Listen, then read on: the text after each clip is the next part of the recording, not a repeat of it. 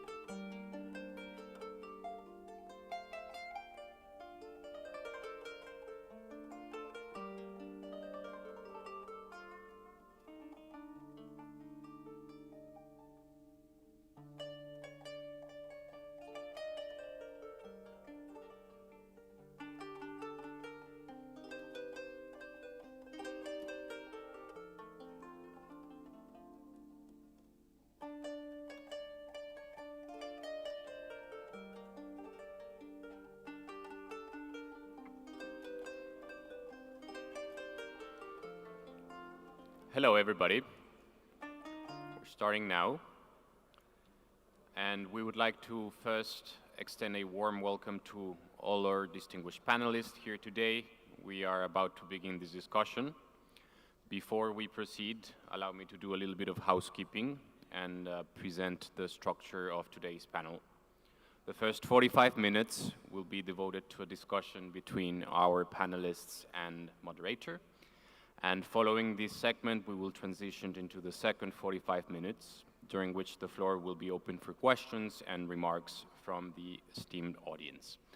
Should you wish to take the floor, kindly request a form from one of the room attendants and fill it and give it back to them. In respect for everybody's time, please, we request that each intervention is concise and does not exceed 2 minutes. Once again, thank you, and now I'd like to give the floor to Ms. Deepika Singh, Associate Secretary General of Religions for Peace. Thank you so much, Mauricio. Good morning, everyone, and welcome once more to the panel on legislators and religious leaders as bridge builders, promoting rights and fundamental freedoms for more just and cohesive societies. Allow me to just give you a little bit of a context and a background, yeah? Historically and contemporary societies, religion has played a central role in political life and vice versa in some cases. So with their respective reach, influence, mandate to address people's needs, it is only right that legislatures and religious actors work together whenever possible for the common good and serve as bridge builders for the well-being and flourishing of the people and the planet. Today, there is an increasing recognition that to address the ever-growing and evolving challenges faced by the human family requires unprecedented collaboration across cultures, peoples, and sectors. As we have increasingly witnessed, this urgent need for collaboration is often thwarted by a global erosion of trust and rise of social hostility. At a critical moment in time when there is a need to build bridges and work together for our common future. As foundational pillars of society and critical agents of change, legislators and religious actors are well positioned to form and strengthen each other's capacities and efforts in ensuring rights and well-being of all. Religions of Peace, the organization I serve, has been working over 5 decades in the area of peace and security, sustainable development, and human rights by bringing together people of diverse faith traditions for dialogues and action in close partnership with other sectors of society. These multi-religious and multi-stakeholder collaborative efforts have yielded wonderful successes, along with, of course, some failures and valuable lessons learned. One such learning has been that among the many key challenges that was identified for the lack of full and meaningful participation of religious actors in building more peaceful and just societies is the absence of good coordination with government institutions. This challenge was also identified during the conference on the 5th anniversary of the Fez Action Plan that was held here in Morocco last year. Thus, this convening presents a very critical opportunity to strengthen the engagement and collaboration of religious actors and legislators in advancing common action for the common good. Today, we are most fortunate that we have expert leaders here enlighten us with their insight and experience in this area. So I'll start with asking some questions of our distinguished panelists. To start off with, may I request Mr. Abdul Salam, who is the Deputy Speaker of Masjid al-Nuwab, the Council of Representatives of Bahrain. He has been a member of the Council since 2002. Honorable Salman has served as a member of more than one parliamentary committee. Among his numerous areas of expertise are related to the economy, public budget, social security, and trade union. And these are just to name a few. Honorable Salman, Bahrain has been highlighting interreligious dialogue for quite some time now, particularly during the World Interfaith Harmony Week. Might you share with us how you and other legislators can best work with religious leaders to promote rights and fundamental freedom while also keeping political and religious sphere within its own influence? Thank you, Lady Moderator. Just please allow me to speak in Arabic so I can express myself in a better way. I thank you really for this question.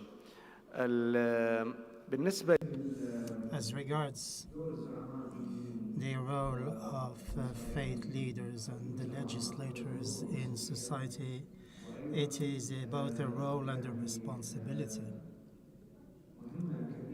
This is a major task that all parliamentarians and faith leaders should shoulder in all societies, whether they are secular or not. And we have to make sure that the religious leaders and parliamentarians, their role might change from time to time. There are times when further unity is needed, more freedoms regarding religious freedoms, and also freedom of expression. I think that the religious leaders also have a responsibility, and that is to work with the legislators as representatives of the people. Those are people that were elected by the citizens, and therefore they have to work in such a way as to achieve justice for all and also preserve freedoms and ensure the gradual development of societies.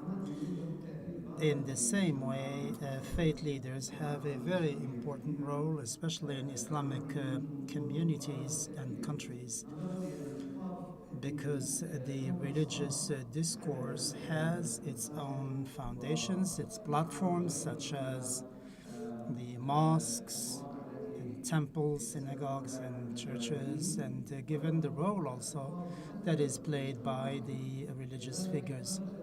Therefore, that discourse should be utilized in a sagacious way and in a very conscious way. That discourse has to take into account the responsibilities, and the more it takes those responsibilities into consideration, the more we stand a chance for society to accept that discourse. And that societal responsibility of legislators and faith leaders is a reflection of the trust of the citizens. And Bahrain, the Kingdom of Bahrain in particular, we have a center of His Majesty for the coexistence between different faiths.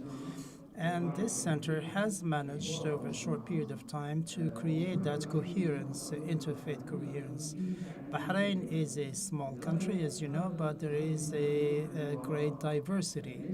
And that kind of dialogue has to be supervised by, of course, religious leaders, but there has to be good cooperation with politicians in general and parliamentarians in particular, as well as the academicians, writers, intellectuals. And I think that the state would be neutral, and I think that that discourse should contribute to unity in the state and also contribute to its prosperity and development. Share with us further experience within Mahan.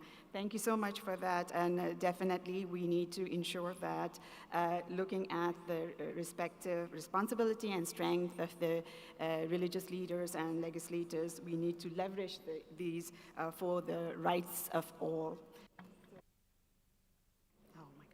So my next question goes to Ms. Aisha Adam, who is the Deputy Speaker of the National Assembly of Malawi and a member of the United Democratic Front.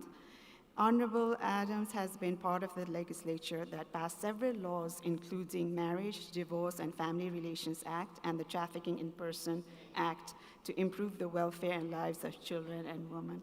So, Madam Adams, what is the value added of religious actors, in your opinion, to the development and implementation of policies, such as the one that you promoted, that promotes the right and fundamental freedom? Thank you very much, Madam Moderator. My contribution will be based on the experience that I've had during the time I have been in politics, and of course I've been in Parliament, because I've been there for almost 8 years. Let me start by saying that Malawi is the most peaceful country in Africa and of course in the world. We call ourselves a warm heart of Africa. You come to Malawi, you will feel the warm heart of Africa is there. Coming to the question, as I have said, that Malawi is a peaceful country.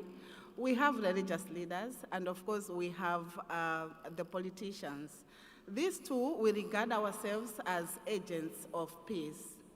The same people, when they go to the church, the mosque, the synagogue, they listen to the religious leader. The same people, when they go out, they meet the politicians. These two do not spread hate speeches to our people. If anything, sometimes the politicians do give hate speeches, but they have nothing to do with religion or belief. But sometimes they are to do with politics, as you know. But we always check on ourselves. If a politician has given a hate speech, the religious leader is there to check on what the politician has said and advise accordingly. We are living like this because we have the policies and the laws that govern us that are inclusive. One of the laws is the law that gives a right to worship. If you decide to go and worship while you are in the tree, you can do that. It's your choice.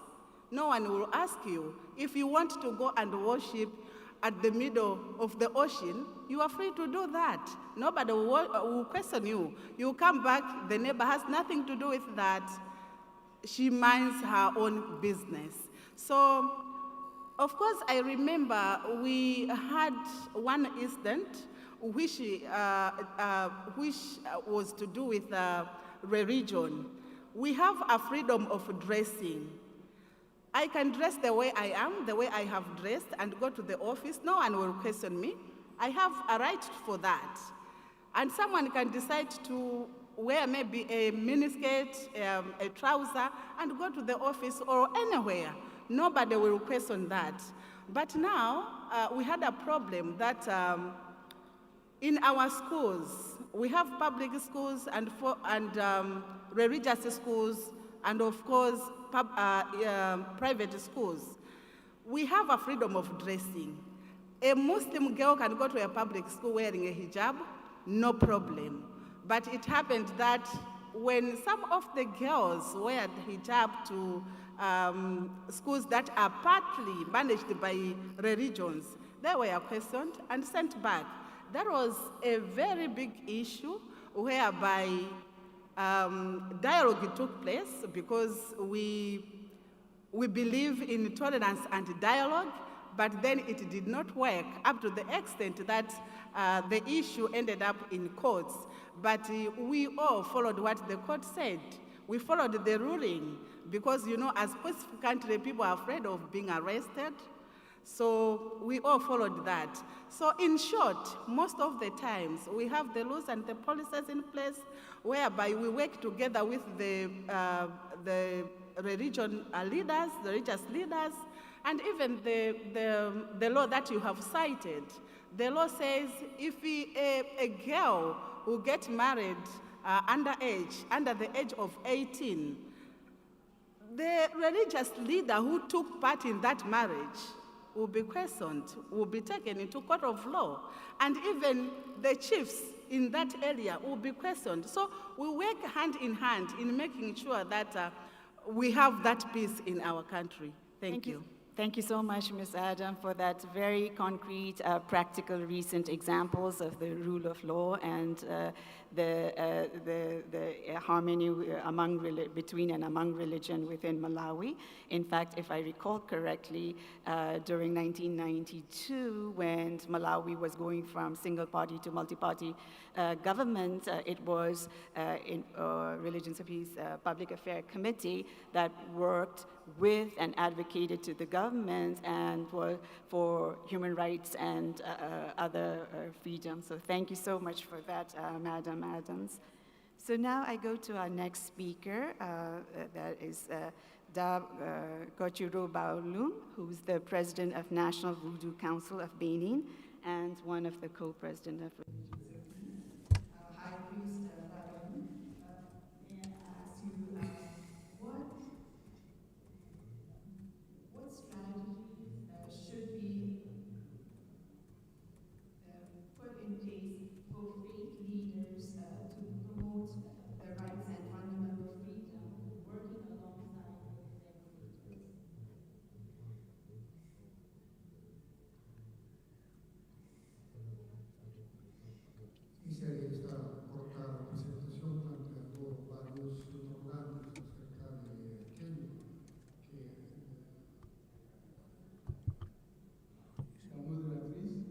Madam Chairperson, good morning to you. Thanks very much indeed, dear panelists, for your contributions. And I would like, on behalf of my country, Benin, thank immensely the Kingdom of Morocco, and the King of Morocco in particular, and all the relevant institutions that have been behind the convening of this important Congress to organize this conference in Marrakesh. We have heard quite a lot of things since the last 4 days. From my side, I would like to contribute with the following.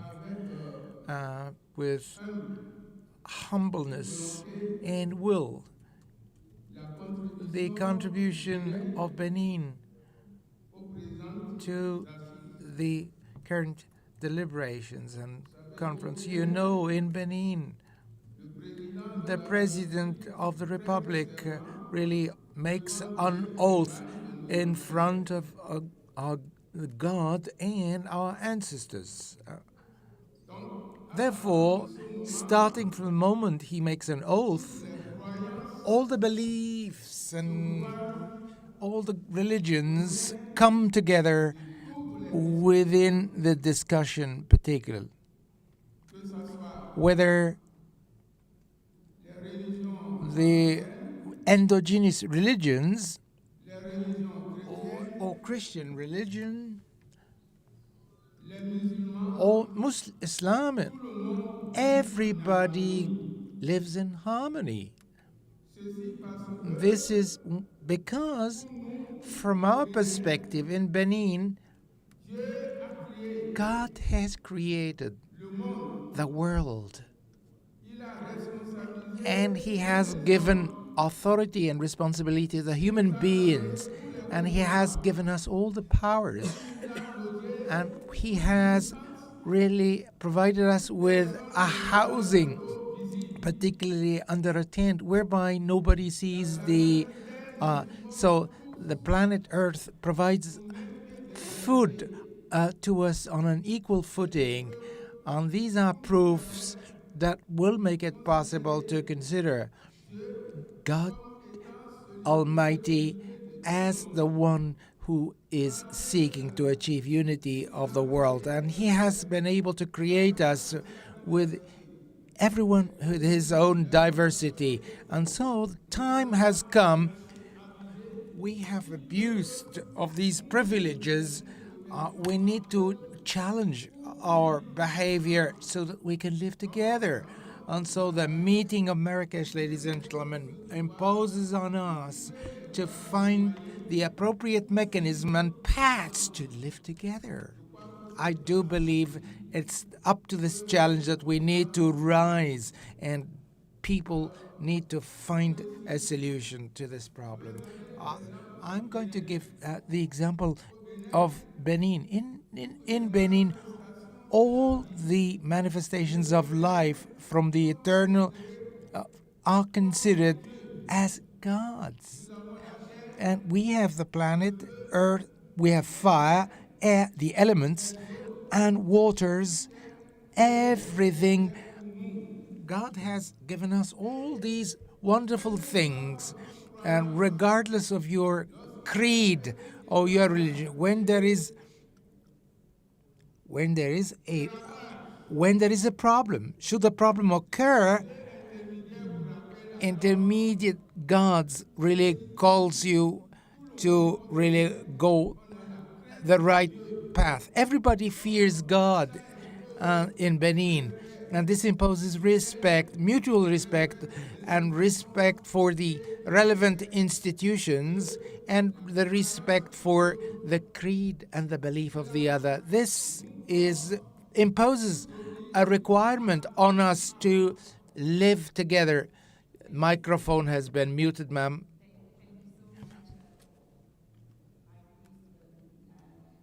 First, expressing how we need to challenge ourselves and others, to find a path for a very peaceful coexistence. And we look forward to hearing more about it in the next round. Apologies for the interruption. So we go to our next speaker, and this time I would like to ask Ms. Bani Dougal my next question. Ms. Dougal is the principal representative to the United Nations Baha'i International Community and co-president of Religions of Peace. As the part of a community of international non-governmental organization at the United Nations since 1994, Ms. Dougal has served as president of the NGO Committee on Freedom of Religion or Belief and is currently on the steering committee of the NGO Working Group on the Security Council. Ms. Dougal, with all your vast experience of working with various stakeholders, including, of course, the religious actors, religious leaders, institutions, and faith-based organizations, along with politicians and legislators, what are some of the examples you might think of how legislators and religious actors serve as bridge builders between various sectors of society? Thank you, Deepika. As Dr. Abadi said yesterday, parliamentarians are the interpreters of the heartbeat of their constituents. Religious leaders, I would say, have the capacity to inspire their congregants to be their best selves and to achieve the nobility with which they have been endowed. Religious leaders also help to establish tranquility and order in society. And they can remind all sectors of society that human existence is governed not only by physical forces, but also social and moral laws of cause and effect. That people are one, and that we must set aside our differences to embrace diversity through unity and love. The previous panelists spoke about the importance of trust building, and I think I've heard this by some of the other speakers as well. And I think at this point in our history or our lived experience, we are seeing a deficit of trust at unprecedented levels. And it's really religious leaders and parliamentarians together that can work to restore trust in the believers, restore trust in their constituents in order for us to work together. And we can point fingers at social media, leaders, and all kinds of people, but really it's our responsibility to regain the trust of people in the world. Together, when religious leaders work in partnership with diverse collaborators from all sectors of society, including parliaments and the executive branch, and they should be across congregations, they can harmonize efforts around the proposition that the path to a better world is not one of technological adjustments alone, but also involves societies learning to align themselves with higher principles, such as enriching the public discourse through exploration of spiritual concepts needed to respond to today's challenges, such as the appreciation for humanity's shared identity and the need to work together in a common endeavor. By inspiring parliamentarians to legislate inclusive policies that promote the well-being of all groups. It was Karen Bradley, I believe, the parliamentarian in the session before us, who said faith groups help parliamentarians to define their policy objectives. And again, in the panel discussion yesterday that was moderated by Dr. Mokhtar Omar, there was a call for us to together examine a new paradigm that allows us to reconcile our differences and live in harmony while respecting diversity and promoting unity for the well-being of all. So I think we have to work together for a constructive transformation of society and go beyond simply coexisting to actually articulate a shared vision for the type of world that we would like to live in. Thank you so much, Ms. Bani, and thank you for mentioning that we need to go beyond coexisting. There is something so much better than that. And I think yesterday also we talked about how, we so easily use the word of tolerance, but that tolerance really is not, a positive. It does not have a positive connotation. So we need to look beyond that. Not only look beyond. So we move on to our next speaker, and then I'd like to ask the next question to our panelist, Dr. Jorge Gonzalez, who is at the Paris Notre University and the National University of Colombia. Dr. Gonzalez is also the director of the research group called Culture and Nation at the Center for Social Studies. Dr. Gonzalez is also an associate researcher of the Laboratory of Intercultural Studies at the University of Montreal and the UNESCO Chair in Intercultural Dialogue. So, Dr. Gonzalez, with your experience in interreligious culture and dialogue, what do you think is the best entry points through which legislators and religious actors can initiate and engage in sustained dialogue?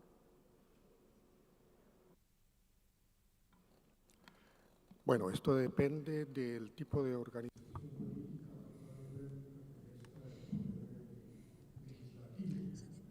It all depends on the legislative power in place. In this case, particularly if, for example, we speak about the Constitution, which in the Constitution we speak about pluralistic society, the parliamentaries and men of faith are submitted to the rule of law and to the social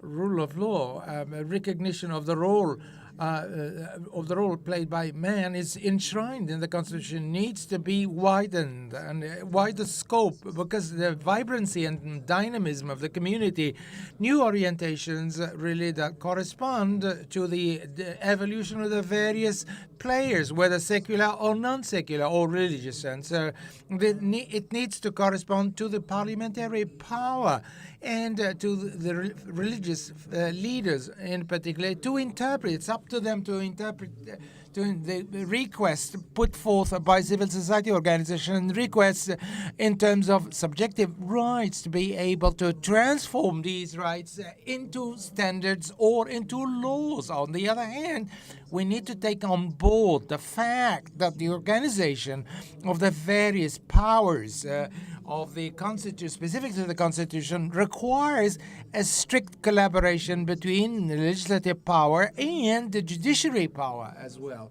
And this is the reason why the interpretation that is made within the Constitution of a specific country needs or makes it that it's the specialized court, it's the constitutional court in our case that is going to convey to the legislative power what are the lines of actions that needs to be taken on board.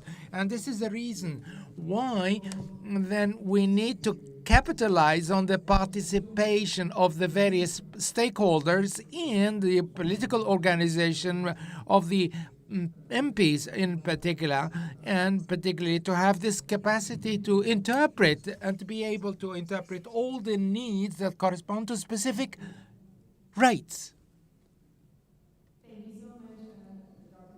And I think we'll follow up more on your interesting, the subject you have touched upon in the next round. Thank you. So we go on to our last but not the least speaker, Ms. Hila Yoon, who is the founder of Afghan Youth Ambassadors for Peace organization, a grassroots NGO working in the eastern provinces of Pakistan, focusing on UN Security Council Resolution 1325 and 2250 on women, peace, and security, and on youth peace and security, respectively. Ms. Yoon is currently a research consultant with Amnesty International. So, Ms. Yoon, you have led many initiatives in Afghanistan. Among the initiatives you've led, what are some of those that have entailed inclusive dialogue towards peace building? Thank you, Ms. Dibika. Salam, everyone. So when I started my organization, Afghan Youth Ambassador for Peace Organization, I was just 19 years old, too much energy and limited knowledge of the work that I was doing. But throughout working with the local community, I have learned a lot, especially because I come from a grassroots experience, and that's why I want to share what initiative we have done and what support we need from international community, but also all the religious leaders who are present here, including parliamentarians and state members. The first time when we went to local communities and started working on peace building, we wanted to tackle a lot of issues. So we said, okay, we will train young people on gender equality, leadership, and involve everyone on peace building dialogues. The more we work, the more we learn how to bring a social change, it takes time, but to bring a social change, it's not just young people cannot do it alone.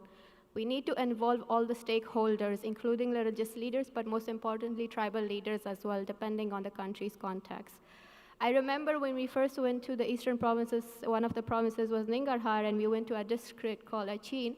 So we went to and we conducted a workshop with the local women there about gender equality and what the UN is. So she came to me and said, like, I don't care about the UN, I don't care about what the other organizations are doing, I don't have food for my children the next day. So that's my priority. So when it comes to peace building and doing any activities, it's really important that every approach we have must be conflict sensitive, but also considering the country's foundation as well. In countries like Afghanistan, if you want to make spaces for interfaith dialogue, religious dialogue, we need to start building the foundation first. Right now in Afghanistan, schools are banned. We don't even have basic health care for women and girls in Afghanistan. So when we're talking about big issues in these conferences, like, oh, come, we will talk about interfaith dialogues, while one of the countries don't have basic human rights. So let's talk about that and think about that for a moment. And what we've learned so far throughout working in this field is always having a bottom-to-top approach. Don't come with a standard program implementation in countries like Afghanistan and then talk about peace and other processes. We don't even have the basic foundation and the basic resources. And one of the things while working with young people is obviously we don't have any trust that is with us and the political leaders and the tribal leaders and the religious leaders. And why is that? Because throughout the years, there was no program that was involving young people to sit at the table of processes. We often come to these conferences and we bring a young person to talk in these panel discussions, but unfortunately, even right now, half of the hall is empty. Half of the stakeholders are not present at this hall. So if you're asking for a young person to come and talk to you, it's very important that the organization consider the structure of the conference as well. If we keep coming here and providing the same speeches, the same statement that my country has improved this and space to a young person to talk about it, we really want to be heard. So in order to build trust, it's really important that we start with the structure of how to involve young people in these platforms and these communities and these big organizations. So these are the lessons learned that I have, but also starting with local initiative, one of the things is that we never had funding for anything. We did everything on our own, and we included religious leaders. I remember that one time we were doing a consultation with young people, and we didn't even have a space, but one of the mosques in the local community, they offered us that, okay, this is a mosque, you can come, we have electricity, and we can hold a conversation on women's access to education from Islamic perspective. These are the initiatives that actually bring change in a community, and that will pave way for other organizations and international organizations to conduct interfaith dialogues. But right now, the important way is to start with localization, start with the bottom-to-top approach, not just having international conferences and no implementation on the ground. Thank you. Thank you so much, Hila, and thank you most of all for that challenge to all of us. It's so wonderful and so inspiring to have you. it just sort of draws our attention to the fact how much we need youth to be engaged, not as an afterthought from right at the beginning, as decision makers as well. I just read yesterday in one of the documents that we received that less than 26% of parliamentarians are women and less than 3% youth. And I'm sure the percentage is even less within the religious institutions and faith-based organization. So we really do need the engagement and leadership role of youth such as yourself, Hila. So maybe I could stick with you, Hila, after the inspiring work that you mentioned that you were doing in Afghanistan, and how there's a need for youth to be respected for their own expertise, their experience, insight, and knowledge.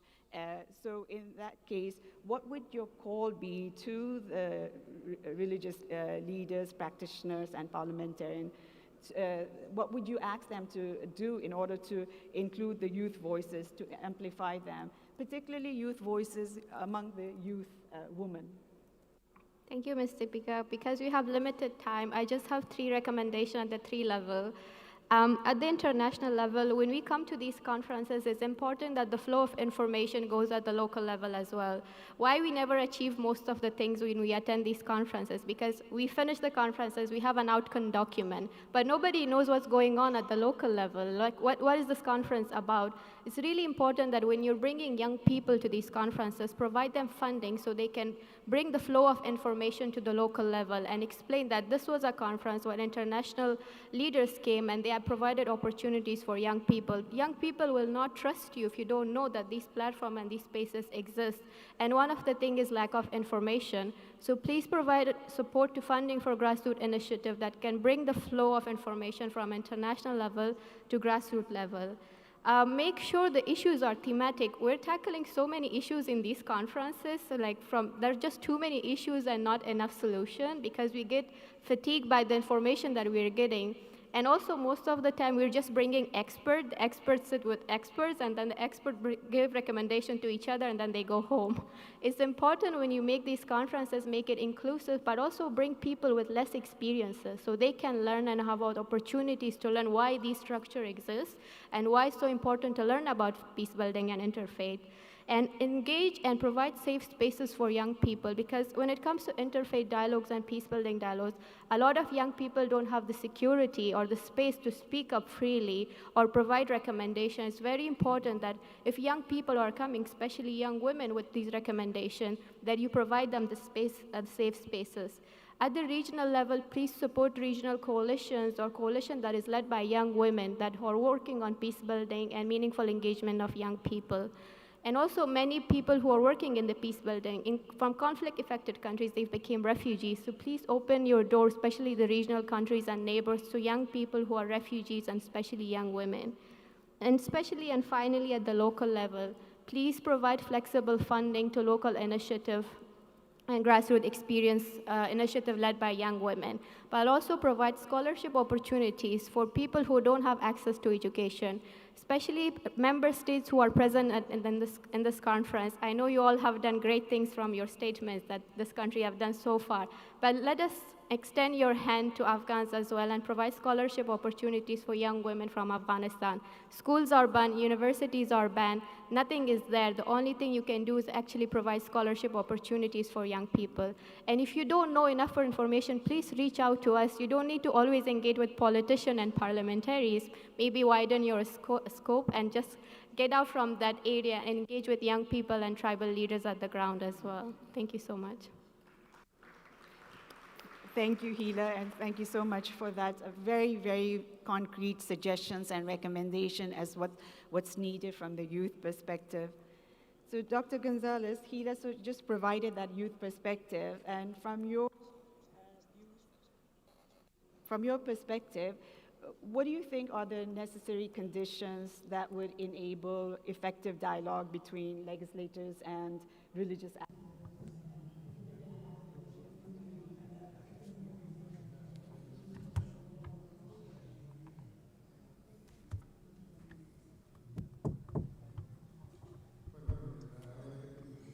In reality, the testimony of Yoon is quite moving and very convincing indeed.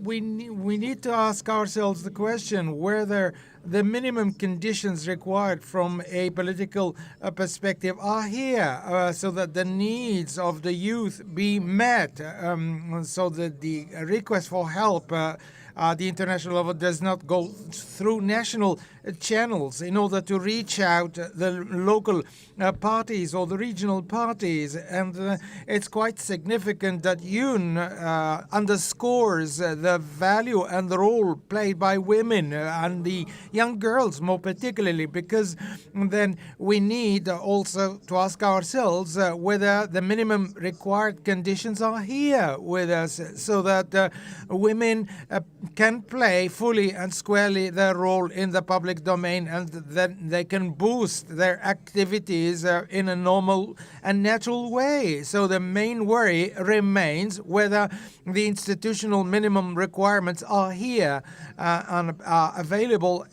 Is the state in its constitution is present so that the stakeholders can engage in dialogue that will take into consideration the respect for gender. And without these needed and required conditions, as Yoon stated, the international aid perhaps can sometimes be biased or frustrated and will not achieve the real goal it seeks to achieve. Thank you. Back to you, ma'am.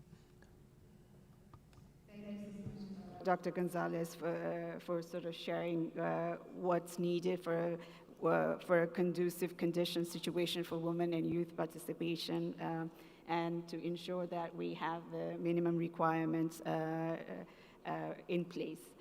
So moving on from the conditions to going on to Ms. Dougal, I just wanted to follow up on your previous statement about working with different sectors of society. So might you share with us some of the good practices, better practices, in other words, that exist of dialogue between legislators and religious leaders to promote the rule of law while keeping political and religious spheres of influence? Thank you. Thank you so much, Deepika, and thank you to my panelists for such inspiring contributions. So dialogue is particularly constructive when focused on the lived realities of populations in small geographic areas, such as neighborhoods and villages. And in such a grassroots context, religious leaders and legislators can contribute to common efforts to foster qualities like equality and justice that support the progress of all members of a local community. Religious and state actors alike should focus on releasing the capacity of individuals and communities to contribute to the advancement of society. And both legislators and religious leaders can approach capacity building as a normative and moral endeavor, as much as an economic, technical, and political one. Baha'i communities around the world, literally in all countries, are having such conversations at the grassroots level with individuals within community settings and with their institutions, be they religious institutions in the village or the neighborhood, but also the elected and administrative institutions. And much can be learned from a systematic and scientific inquiry into such communities about how they are learning to apply some of these spiritual principles, such as selflessness, solidarity with others, building capacity, having stewardship for the natural world, to advance broad-based social programs. Two examples that I can share, and particularly because when COVID started, many of these conversations were difficult to sustain.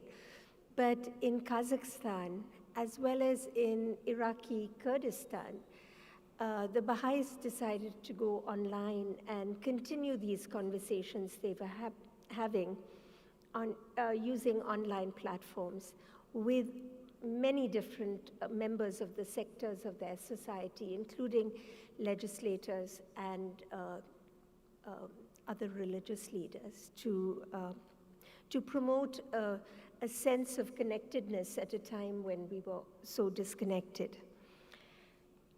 At the international level, the Baha'i international community has opened its doors to IPP4, which is the international panel of parliamentarians for freedom of religion or belief. And we heard from a speaker earlier today.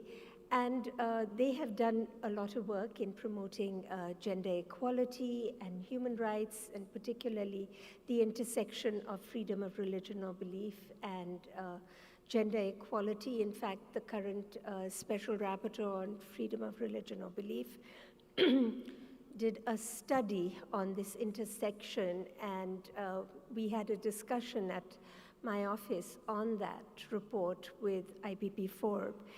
So it is examples like this when religious organizations could be working with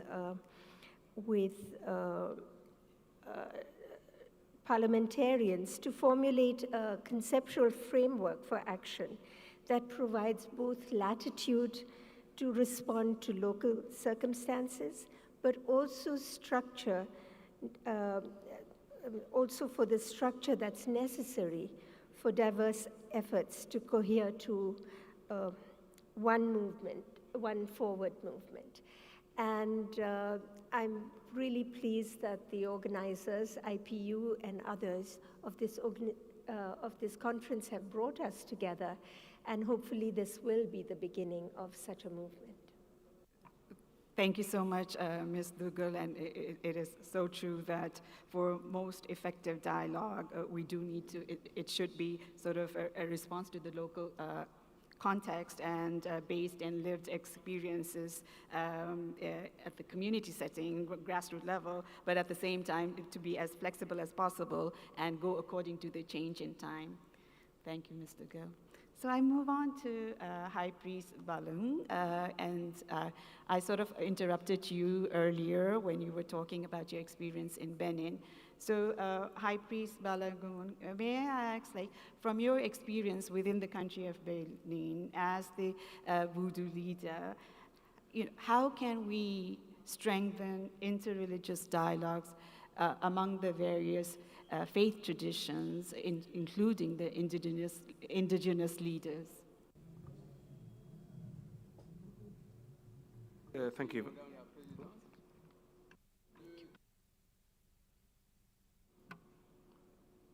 Le dialogue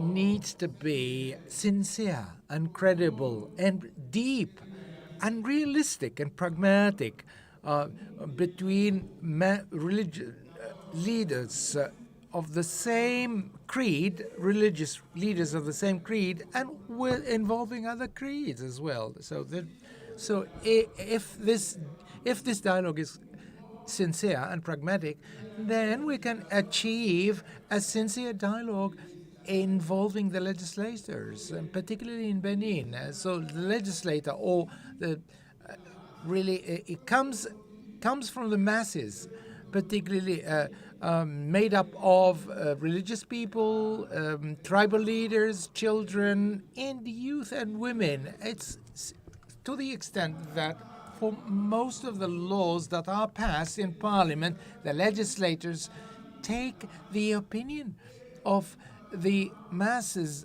and many of the occasions, the laws that are really voted, they benefit the masses. I would like, particularly, I give the example of religious leaders. Thanks to the legislators, we have been able to obtain celebration days open to celebrate each of the feasts, that whether Christian or Muslim, and we and all, even indigenous religions, involving through the dialogue between us and the parliamentarians, then this is a genuine dialogue, and there is a framework for concerted action, particularly that sees to it to the regularity of the resolutions taken between by religious leaders and the legislators.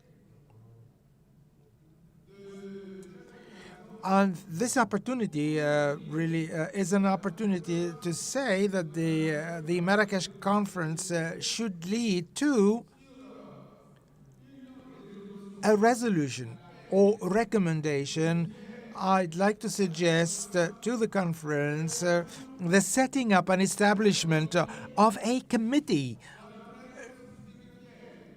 a spiritual committee, to help with our prayers, the countries, to help the countries where today there are violences that are extended against people just because of religions. And I think with our prayers, we are going to really stand in the way of fatality, creating havoc. Thank you. High Priest Balloon for that very reminding us, of course, that the legislators are also from those of faith and no faith and belonging to the communities. And there is this deep connection and links between faith actors and legislators, and there's much to be celebrated due to this relationship, and that needs to be further strengthened. Thank you. So we move on to my next question, and this is for Ms. Aisha Adams. Ms. Adams, one of the things that we've sort of heard from everyone, how there is a need to strengthen and improve dialogues between legislators and religious actors, and we heard about the various conditions that are required and what a successful dialogue would look like and it would entail. What would you think, what would you add to that we can improve to further strengthen dialogue between legislators and religious leaders, that that makes it not that they're in competition with one another, but rather that complements one another's efforts? Thank you very much, Madam Moderator. As I said, that tolerance and dialogue is the key to peace. The religious leaders and politicians have to work together. When they put across issues to legislatures and they come up with a law, that law cannot be implemented or enforced by the legislatures themselves. But we have some other people who are involved in the enforcement and implementation. So like the police people, like the judges and some other implementers, we should all come together and work together as one for the betterment of our country. And also when we are coming up with groups or committees that deals with religious issues, I think it is good to come up with committees that are inclusive. It is not fair to form a committee that deals with religious issues and you put people of the same denomination. Different denominations should be represented in that committee. For instance, we have Public Affairs Committee in our country whereby a number of denominations are represented. And also, even when we go to our education, the people that comes up with the education curriculum, that grouping should also be inclusive. Because if you don't do that, they will come up with a curriculum which will hinder some other people's beliefs. For instance, if they come up with religious studies, and then you left out a certain religion in coming up with that curriculum, definitely it won't be good for them. So inclusive is very, very important. And when we are coming up with those groups, we should make sure that women are also represented, because if we go to a region, we know that we have women who are pastors, women who are bishops, women who are sheikhs. So those people should be included. This is the time that as women we are saying no to decisions that made for women without women. Because when instability comes in a country, women and children are the most affected people. As Parliament, we are finalizing interfaith caucus of parliaments, which will be dealing with the issues to do with the religions together with the religion leaders.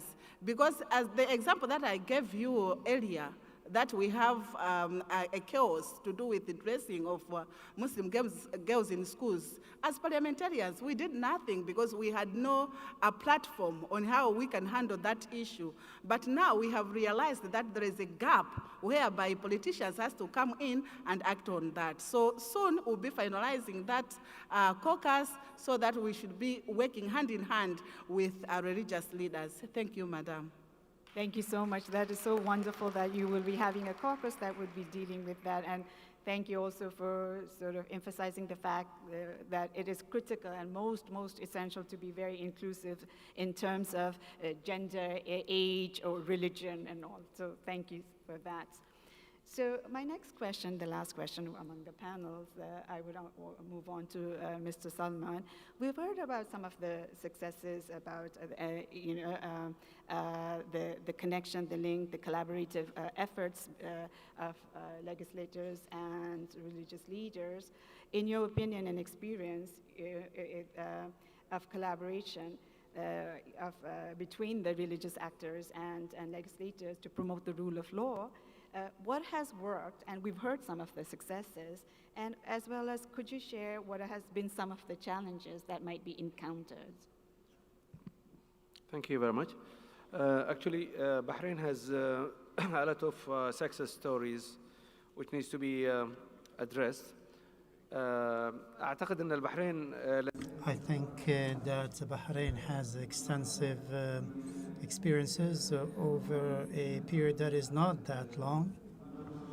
There are clear indicators concerning this cooperation between legislators and faith leaders and judges and stakeholders concerned by Sharia, Islamic law, and the implementation or enforcement of the law. There is an act or a law that was based on a number of legislative texts in the Kingdom of Bahrain. The conditions that were brought about, especially after the key role played by the center of His Majesty King Mohammed for coexistence between faiths and religions. There had to be a close communication between the stakeholders involved in the Bahraini society, particularly legislators, and I have had an extensive experience at Parliament, and I can say that we have managed to sit down with faith leaders from different denominations and public opinion makers in order to find out about their viewpoints on how to pass legislation that is considered by the Parliament. There are at least two examples that I can think of. There is a law in Bahrain. It's called this is a fund, expenditure fund, and this concerns the economic and subsistence matters regarding the needy families.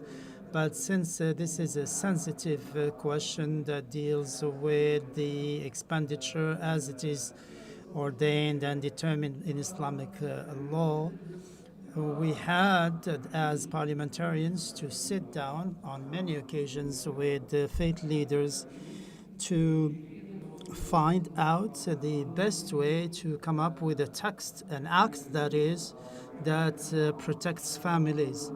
And this law is now implemented in Bahrain. There is another law also in which there has been cooperation between parliamentarians and faith leaders, and that concerns personal statutes, which has taken a new dimension, and there was a lot of wisdom that was shown in its adoption by the parliament and the faith leaders, and we managed to come up with a law that is made up of two parts, and this concerns the personal statute provisions regarding matters that relate to the legislation, to families and to social needs. And there are parliamentary committees in the Shura Council and the House of Representatives that take into consideration the viewpoints of faith groups and faith leaders. Thank you. Mr. Solomon, it's wonderful to know that Bahrain has enacted laws and policies conducive to strengthen the relationship between religious leaders and the legislators, and that is that's a wonderful example. And this very conference is that opportunity, providing that platform to have that interaction and that partnership and collaborative action for the betterment for all the people. So thank you for that. So we will come back to our panelists later, but now we will open the floor for question, comments, and observations from the participants.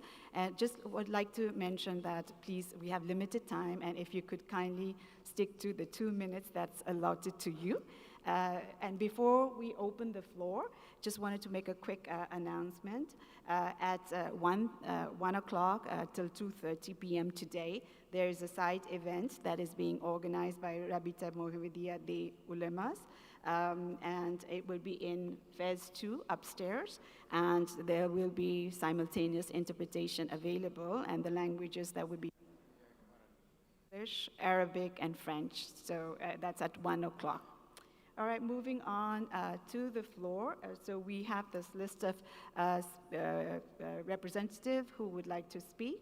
The first one is the distinguished representative from the Arab Parliament.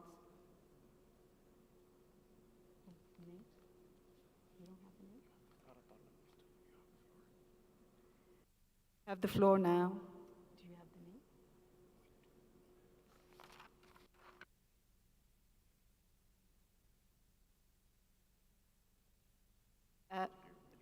Delegate from the Arab Parliament.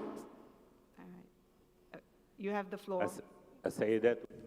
Ladies and gentlemen, dear attendees, peace and blessing of God be on you. I'm honored and privileged to thank immensely all the panelists, particularly on behalf of the Arab Parliament, particularly I'd like to convey appreciation and gratitude to the UPI and the government of Morocco and the Parliament of Morocco in view of the topic that has been on the rule of law. We have some observation to float as well as a recommendation to put forth. Strengthening dialogue. Interfaith dialogue is not the responsibility of the religious institutions, but also the responsibility that is shared by everyone, and the institutions, particularly the parliament, and the legislators, shoulder the responsibility of entering this dialogue that needs to be quite strong and fight against discrimination, racism. There is need to make a distinction between the freedom of thinking and the freedom of worship, particularly. So we need on behalf of the Arab Parliament, we need to call this. There is a muting of the microphone, Madam Chairperson. We can't hear.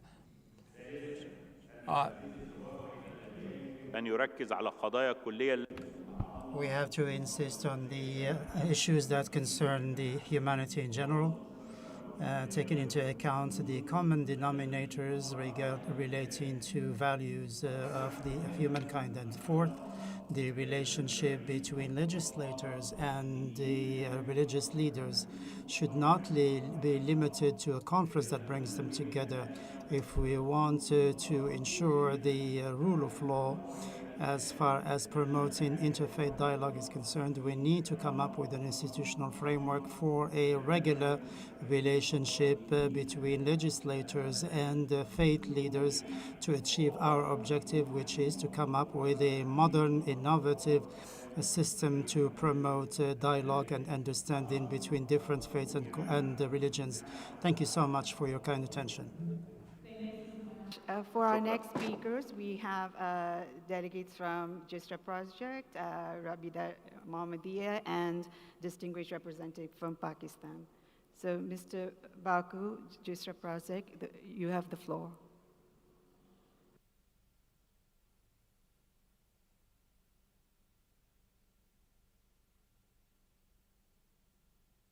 Mr. Baku, are you present? All right, so maybe we move on to the next one, the delegate from Rabida Mohammedia.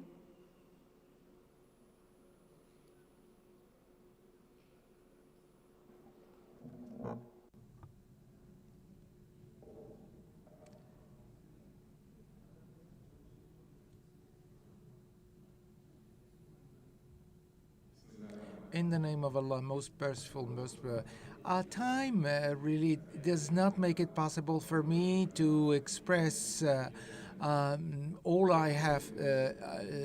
I'm particularly making it possible for the religious and non-religious people to enjoy their freedom. We would like to congratulate ourselves with the United Nations decision and resolution, particularly on.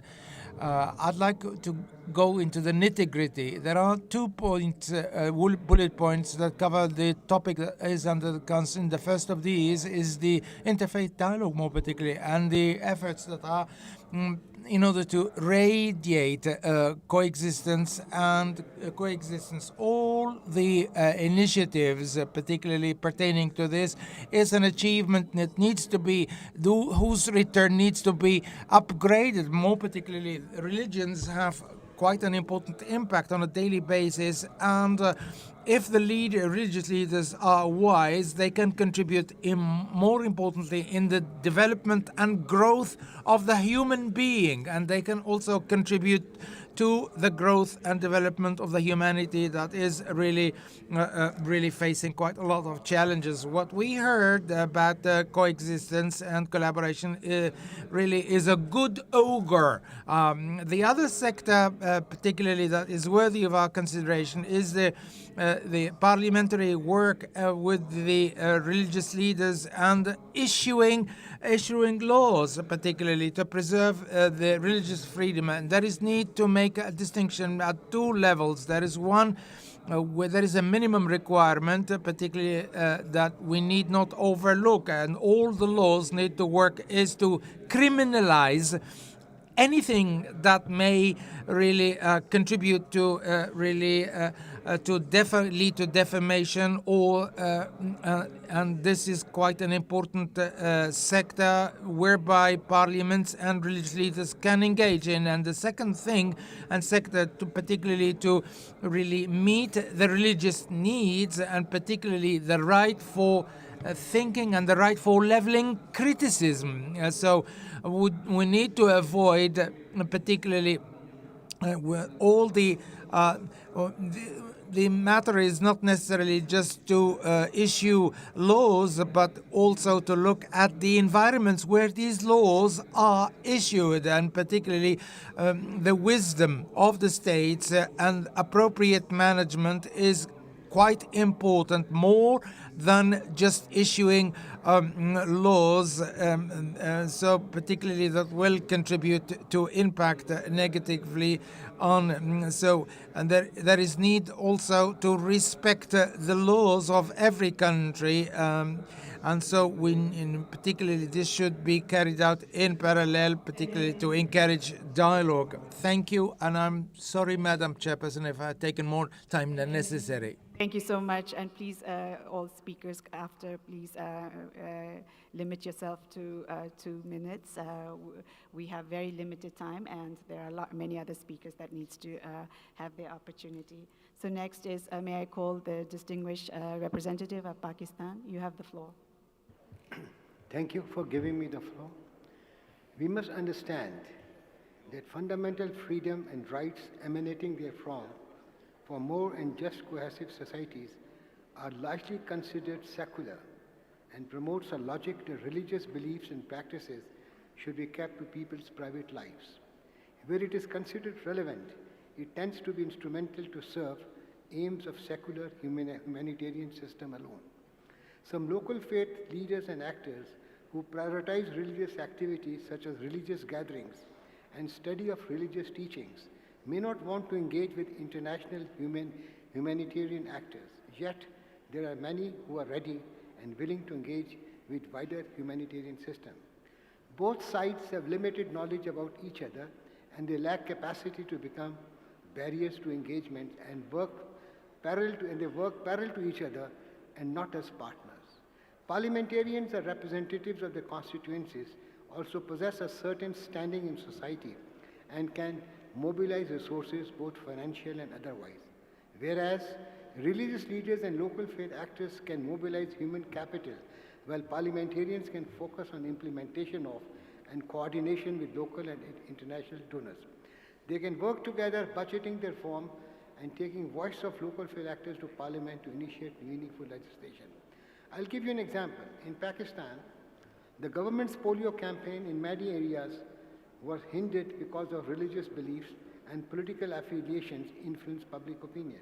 Imams were asked to join fight against polio by reassuring public that no harm, medical, social or religious, comes from life-saving polio schemes. A sermon by an imam is all it took to change misconception about polio vaccinations in some communities in Pakistan. In this context, I propose, 1. Local faith actors be encouraged to cooperate with parliamentarians for passage of relevant laws for promoting rights and fundamental freedom. 2. Local faith actors be convinced by parliamentarians that the necessity to act as bridge builders to promote fundamental freedom. 3. Giving importance to local faith actors and by taking them into confidence through legislation by parliamentarians for the assistance and help as a bridge in promoting rights and fundamental freedom by A. Inculcation of human dignity and social justice as envisaged by all religions. B. Helping humanity, which is the cornerstone of all religions. C. Interfaith collaboration, as there is one goal for all religions. Thank you for attendance. Thank you so much. So the next round of speakers, the distinguished representative from Morocco, South Sudan, Guinea, and Iran. So, distinguished representative from Morocco, you have the floor.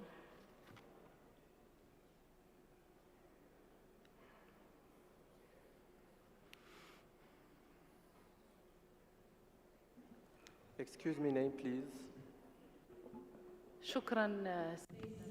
Thank you, Madam Chair. My name is Leila Dahina, a member of parliament and the head of the youth. Microphone, please. I would like first to extend warm greetings to all the delegations that have come from all parts of the world to take part in this dialogue. Since we're talking about a culture of dialogue, that means that we are talking about differences, respect for the other. I would like to talk today in particular about youth, because when we talk about young people, we talk about only one equation.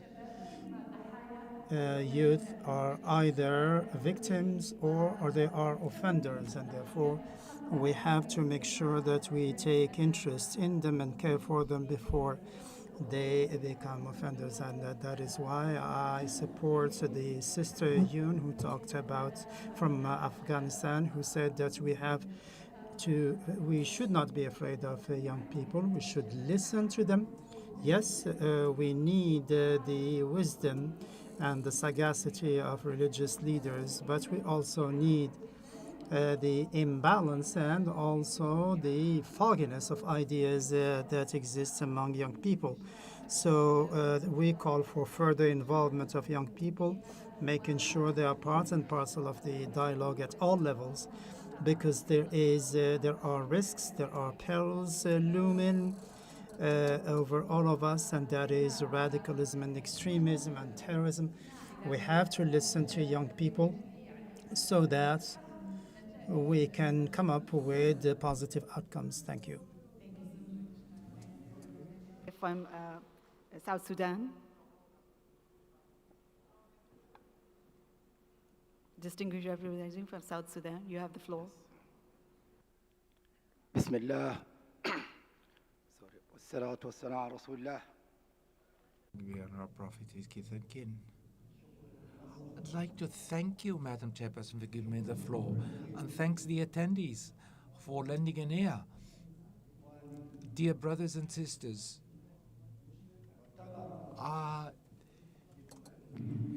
the Republic of Southern Sudan is considered a pioneer in its own, in the field of fight against hatred and among the citizens.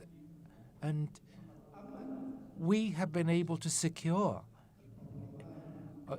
through the parliament to draft a legislation that criminalizes and penalizes any person really who engages in spreading hate speeches, more particularly among the religions and targeting the community of the religious. There is no existence in the Republic of Southern Sudan. We have no problem so far among religions. So far, so good. They might be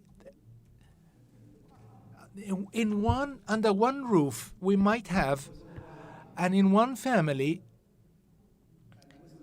you might have a Muslim and a Christian living under one roof, or vice versa, a Christian living together in one with the Muslim, and also a Latinid.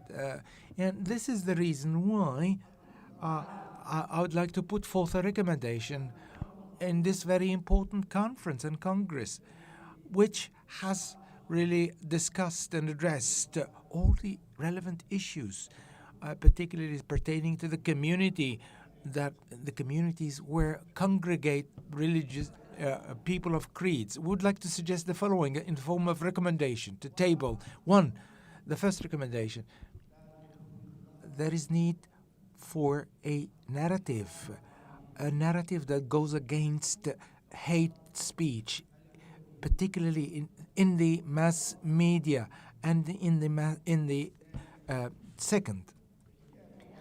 We need to really encourage passion and compassion among people, and fraternal development between people and religions, so that we can be in a position to fight against hate speech. Because hate really is something that is not accepted by all religions and by all communities. Really, no country lives and wishes to adopt hate. So this is the reason why we encourage a narrative to encourage a narrative, particularly that goes against hate speech. Thanking you for giving us the opportunity. Back to you, ma'am. Next, the distinguished representative from Guinea.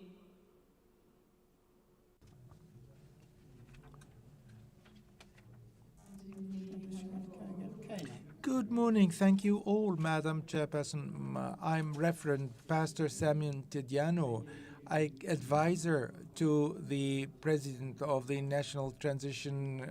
This is a good example to emulate for cohabitation involving MPs and people of religion. The peace of God accompany this meeting of Marrakesh. I'd like to say my prayer and compassion for those of us who are threatened in their respective countries because of their belongings and religious affiliations. There have been quite many really positive suggestions put forth in the Marrakesh. The dialogue needs to go beyond the legislations and to involve the magistrates and judges and civil society stakeholders in a country where where MPs meet with civil society organizations and judges. We can really harvest quite a lot of fruitful results. I'd like to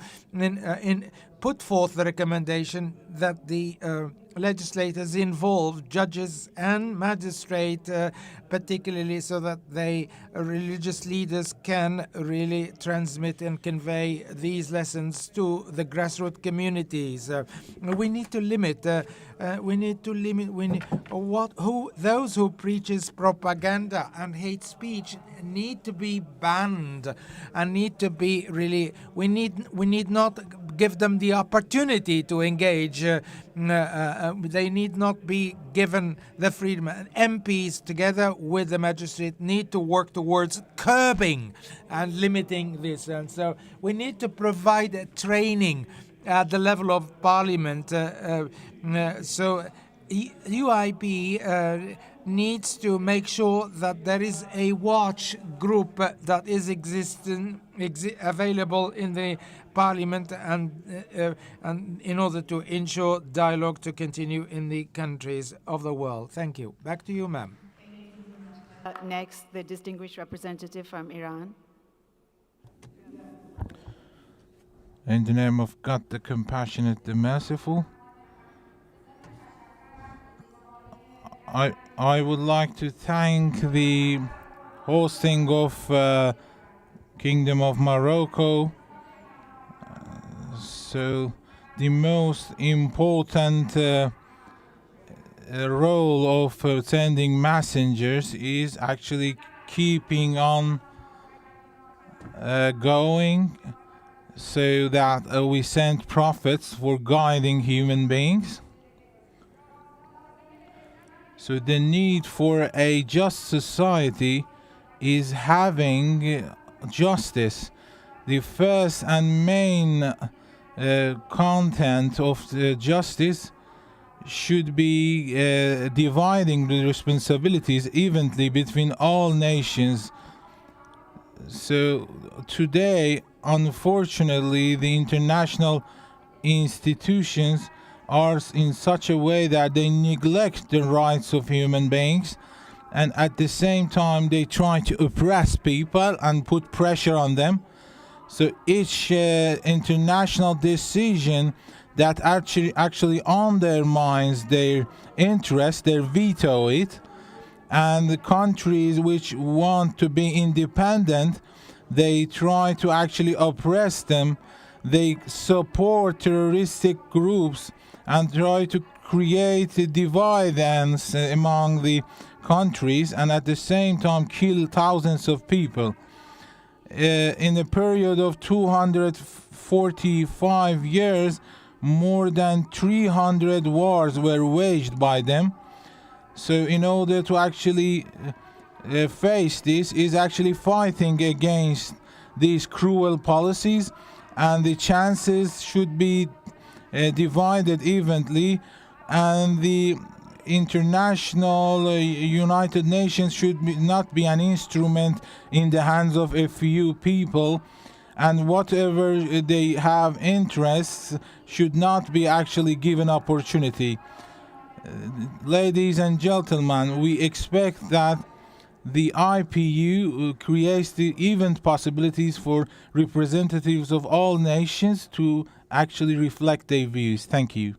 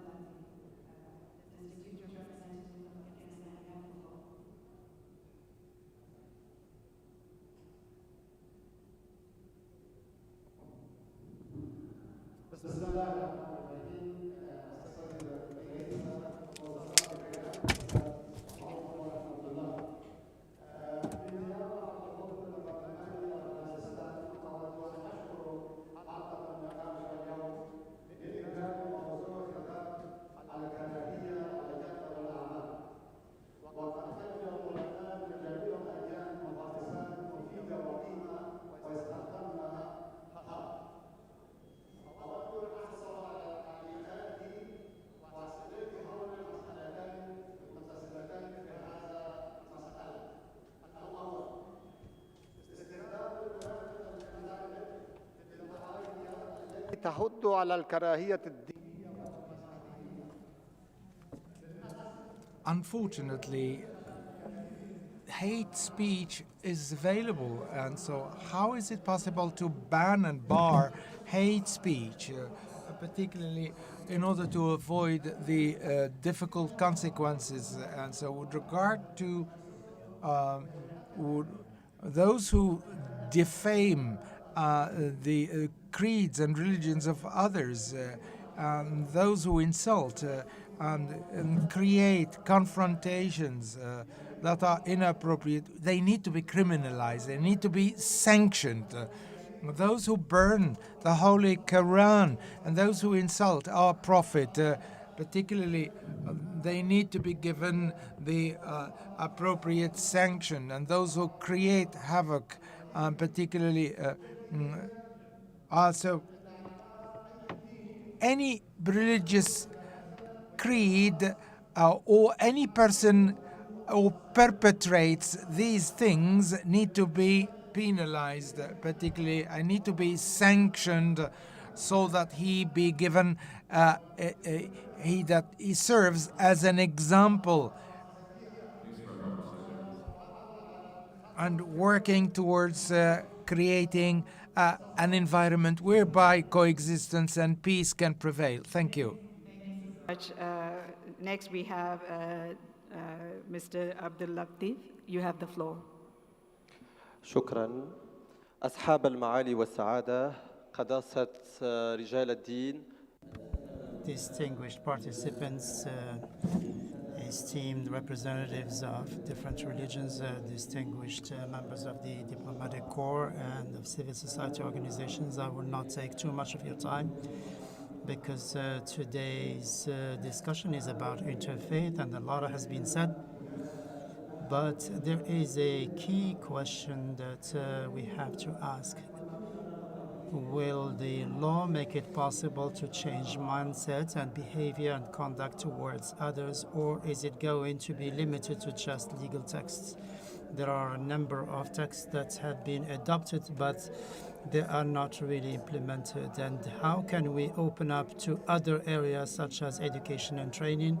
For example, in the institution Rihla, we work on the upbringing and grooming of young people through art to make sure that they coexist with others. Allow me, Excellencies, to be very frank. With all these initiatives, there is still a lot to be done in order to make sure that we bring up young men and women in a way that will enable them to be responsible towards others. As the youngest person taking the floor, I would like to call on you to stand, all of you, against hate speech, regardless of the political or religious affiliation, making sure that we can bring about a world that is large enough for everyone. So we call also on you to discuss all of this in areas and platforms where young people would be involved so that we can address the future, because it is a common future and we want it to be safe and to be there for everyone. So we have very limited time now, and so in the remaining time, I would like to give an opportunity for our distinguished panelists to say in 1 minute or less, as brief as possible, your closing thoughts. So I'll start with Mr. Salman. Anything you would like to offer before we end it? Yeah, in 1 minute only. I think I would like to emphasize on what my colleague, Dr. Gonzalez said from France about the developing the dynamics of the societies towards the acceptance of the others and acceptance of the dialogue in the society, which is very important. And also I would like to emphasize all the points that my colleague from Afghanistan, Ms. Yoon, had mentioned about the difficulties and the challenges that facing the society and how can we overcome those. And I think we can take Afghanistan as a good example because the challenges are still there and the people, especially young and women, they are trying hard, unfortunately without the help of or enough help from the international, from the whole world. Things about having the basic rules and regulations in the society is very basic in making sure that successful dialogue and also enough cooperation between the religious groups and the legislators is very important in order to maintain the stability of the society. Thank you so much, Ms. Adams. Thank you very much. Madam Moderator, may I ask all the legislators and all leaders to come up with laws that are inclusive for the benefit of all, and enforcers and implementers to do the needful. People are being tortured and people are being killed in the name of religion. Let me wind up by reminding the audience that a good leader does not promote hatred. A good leader does not kill. If you are one of them, please repent or resign. If you are a religious leader who promotes hatred among your people in the country, I ask the Creator, the one who gave you that life, who gave me this life, the one who takes the life from us, should take your life as soon as possible because you don't deserve to live. Yes, because you are making people, you are bringing hatred into the people, which is not good. So if you are with me, if you are a good leader, you put your hands together for this. Thank you. Thank you so much. Now we move on to High Priest Balagun. Your short, brief, a sentence or two, please, your remarks. Merci, Madame. Thank you very much, Madam Chair. I'd like to reiterate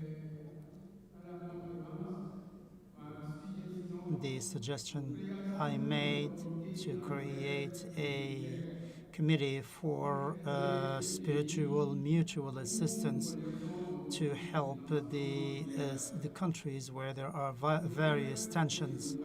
And I would like to take this opportunity to announce that in Benin, we hold, regardless of the faith denominations, a pilgrimage, a religious pilgrimage for indigenous religions that is held at the end of July of each year. This year it will be held on 28th to 30th July. We pray together for peace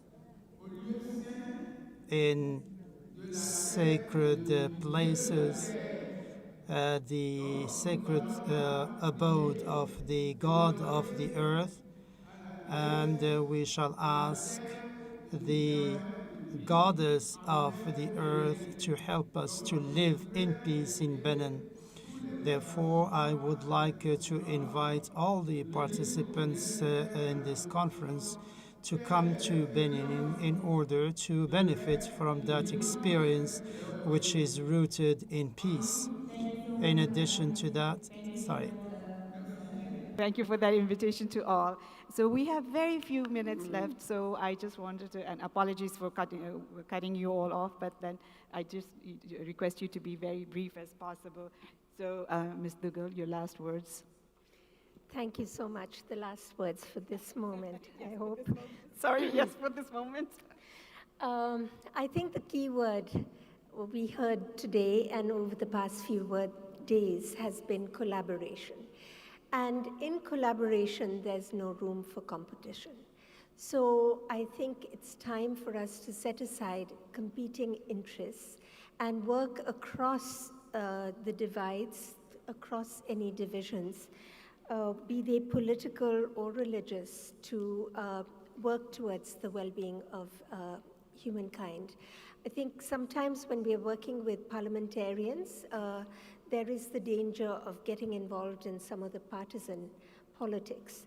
And I think for religious leaders, we need to safeguard against that and work across those divisions. And likewise, for parliamentarians to work with all religions, not only the ones that you support or come from, because that is the way we will be able to promote unity in society. Thank you so much, Ms. Bani Dugal. So, Dr. Gonzalez, your closing remarks. Quisiera subrayar la importancia de dos puntos que I would like to underline the importance of two questions that are included in the work documents of this conference, which is the creation of a committee for interfaith dialogue and interreligious dialogue within the parliament.